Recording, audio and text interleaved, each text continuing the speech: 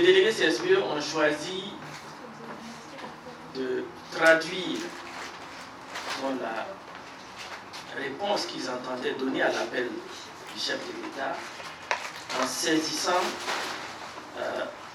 l'occasion symbolique de la célébration de la fête nationale pour le faire. La célébration de la fête nationale, j'ai parlé tantôt d'introspection, et je pense que ce que nous pouvons retenir, et du reste, cela a été rappelé dans l'adresse, le discours que le président du FASO a prononcé à cette occasion le 10 décembre dernier, c'est véritablement que nous nous mobilisons, que tout le peuple uni avec nos forces de défense et de sécurité se dresse pour vaincre les forces du mal et aller vers une véritable construction d'un État-nation. Et le président a souligné également à cette occasion que pour parvenir justement à la consolidation de l'État-nation, il y avait deux défis majeurs à relever, qui sont respectivement de restaurer l'autorité de l'État, garant de l'unité et de l'indivisibilité de la nation. Et cette mission, ce premier défi, bien sûr, on peut le mettre sous la responsabilité des gouvernants, c'est vrai, mais il me semble que c'est aussi la responsabilité de tous les citoyens, tels qu'ils sont, de façon individuelle et collective. En faisant référence aux prochaines échéances qui nous concernent, à savoir les prochaines élections de 2020, auxquelles les Burkinabés de l'étranger seront appelés à prendre part. Participer à ces élections, c'est aussi participer à la vie nationale. Nous sommes là, nous sommes à l'étranger, mais nous sommes toujours en connexion avec notre pays et nous entendons apporter notre contribution pour que nous soyons à ce qui se passe de mieux dans notre pays. Et pour rejoindre un peu ce que les uns et les autres ont lancé comme appel ici, je pense que les changements que nous souhaitons tous pour nos pays commencent par les changements que chacun de nous individuellement peut apporter en lui-même. Sans ces changements individuels, il est vain d'envisager un changement collectif.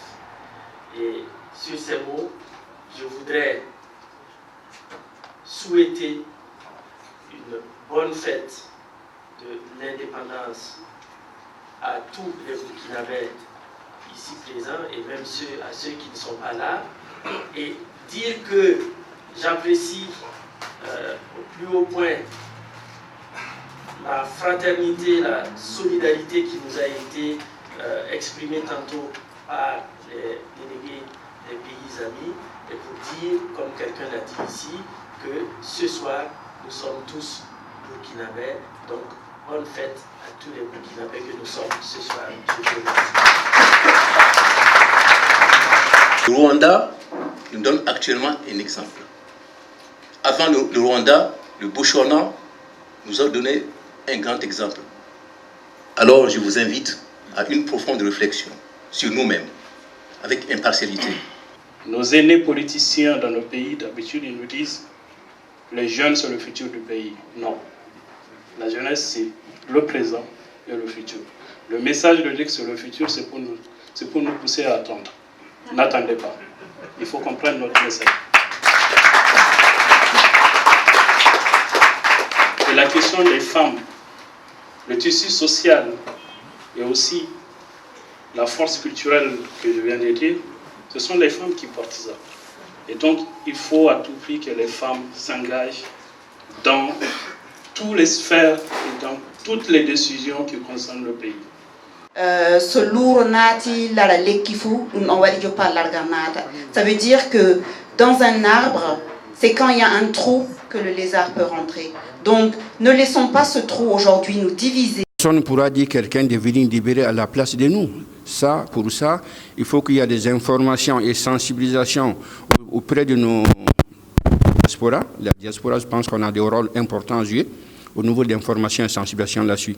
Qu'on s'est dit que, bon, on prend toute l'histoire du monde, hein, je pense que personne ne va venir libérer l'Afrique à notre place. Donc, je vous remercie de votre présence. C'est pratiquement la deuxième édition, hein, parce qu'on a fait dans le 20e arrondissement où on a invité pratiquement toute la communauté aussi de venir partager cette journée de solidarité avec nous et de fraternité. Merci à vous. Merci.